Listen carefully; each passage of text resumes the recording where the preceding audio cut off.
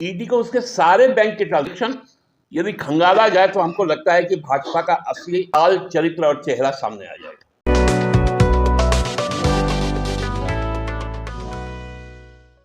योगेंद्र तिवारी मात्र एक प्यादा, एक छोटा सा प्यादा इस भ्रष्टाचार के षड्यंत्र, इसके पीछे बहुत बड़े बड़े लोग, कंपनी बनाई गई थी, उसमें योगेंद्र तिवारी के साथ साथ इस प्रदेश के भाजपा के एक बहुत बड़े नेता, उनके भी सगे संबंधी थे, उनके जो सबसे निकट के व्यक्ति हैं, जो अपने आप को उनका सचिव कहता है, राजनीतिक सचिव, उनकी भी पत्नी का नाम था सुनील तिवारी जी का, और भी कई सारे थे। और तभी से कारोबार शुरू हुआ। उस वक्त भी हमने आप लोगों को कहा था कि किस प्रकार से जमीन हड़पी गई, शराब के धंधे में उनका प्रवेश हुआ।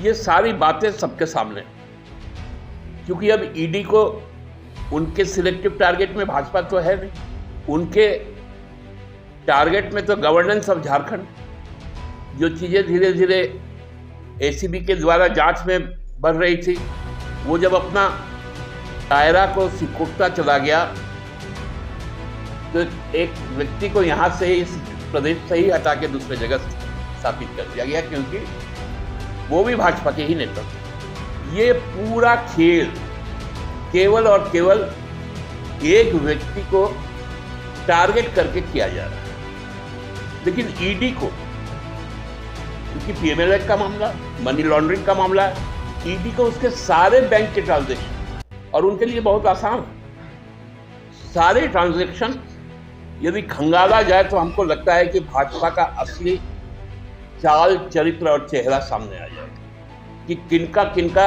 उसके साथ में संबंध रहा है, जो आज भी बदस्तूर कायम। हम लोग जानते हैं कि क्या नैरेटिव गढ़ा जा रहा है। इसलिए मैं तो राज्य सरकार से बहुत स्पष्ट तौर पे कहता हूं कि अविलंब एक एसआईटी का गठन राज्य सरकार करे और संपूर्ण मामला और इसके पीछे के जो साजिश करता है उनको बेनकाब करे, क्योंकि राज्य के भी अपने तंत्र है। राज्य भी संपूर्ण खेल का जांच करवाए कि इस शराब के खेल में और कौन कौन है, और भाजपा के कितने व्यक्ति, चाहे वो नेता हो, चाहे विधायक हो, चाहे पूर्व विधायक हो, सीधे तौर पे शराब के कारोबार से जुड़ा है।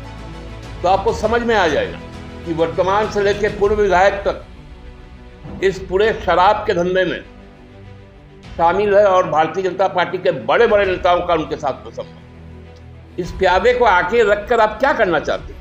ईडी को यदि भ्रष्टाचार की जांच करनी है तो योगेंद्र तिवारी का कारोबारी जन्म कब से हुआ, किनके संरक्षण में हुआ, कहां से उनके पास में पैसे आए, किन किन शासनकाल में क्या क्या हुआ, ये सारी चीजें सामने आ जाएंगी। इसलिए एसआईटी की जांच बहुत जरूरी है, क्योंकि जो नैरेटिव यहाँ पर सेट किया जा रहा है वो हमको लगता है कि इसके पीछे मंशा कुछ और है।